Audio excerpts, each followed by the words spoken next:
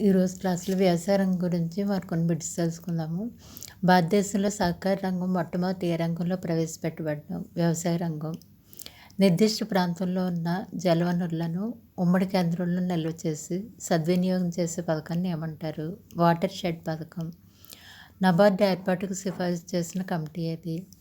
Committee to review arrangements for industrial credit for agriculture and rural development.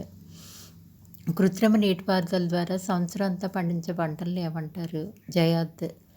భారతదేశంలో ఖరీఫ్ పంటకు విత్తనాలు ఎప్పుడు చల్లుతారు? మే నుంచి జూలై. భారతదేశంలో ఖరీఫ్ పంట కోత ఎప్పుడు జరుగుతుంది? సెప్టెంబర్ నుంచి అక్టోబర్. రబీ పంటకు విత్తనాలు ఎప్పుడు చల్లుతారు? అక్టోబర్ నుంచి డిసెంబర్. రబీ పంట ఎప్పుడు కోతకు వస్తుంది? ఫిబ్రవరి నుంచి ఏప్రిల్.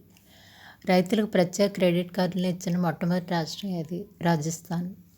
దేశంలో చెరువుల ద్వారా అత్యధికంగా వ్యవసాయం చేసే రాష్ట్రం ఏది? తమిళనాడు.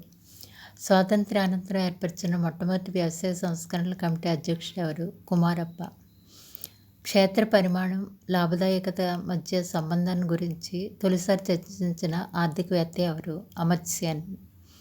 ల్యాబ్ టు ల్యాండ్ పథకాన్ని అమలుపరిచే సంస్థ ఏది? భారత వ్యవసాయ పరిశోధన సంస్థ.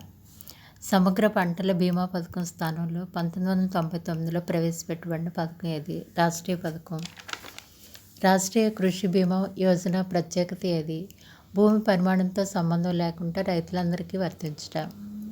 రాష్ట్రీయ కృషి బీమా యోజన నిర్వహిస్తున్న సంస్థ ఏది? General insurance corporation. Rashtriya Krishi బీమా యోజన నిర్వహణ కోసం ఏర్పాటు చేయబడుతున్న సంస్థ ఏది? భారతీయ కృషి బీమా నిగమ్.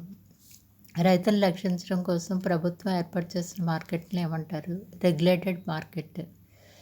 వ్యవసాయ కూలీ చేసేవారి సాంఘిక భద్రత కొరకు 2001లో ప్రవేశపెట్టిన పథకం ఏది? కృషి శ్రామిక సామాజిక సురక్ష యోజన. 1986లో వ్యవసాయం కోసం భారతీయ వాణిజ్య బ్యాంకుల అసోసియేషన్ నెలకొల్పిన సంస్థ ఏది? వ్యవసాయ ఆర్థిక సహాయ సంస్థ.